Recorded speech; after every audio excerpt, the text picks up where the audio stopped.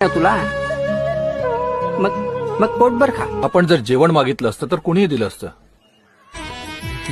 असं उष्टान्न जेवण बरं नाही. उष्ट्याची चेष्टा करतोस. तुझं शरीर नाही का रे उष्ट? माईच्या पोटात राहून तिनं खाल्लेलं उष्टान्न नाही का खाल्लंस तू? अरे त्या उष्ट्यावरचा ग्लास म्हणून तू हे जग बघितलं. उष्ट आपल्यासाठी जेवण आणलंय, पोटभर खा. जेवण आणलंय छान छान.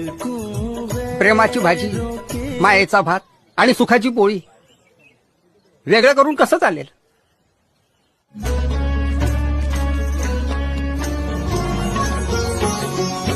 शेगावीचा योगी गजानन, शेगावीचा योगी गजानन, शेगावीचा योगी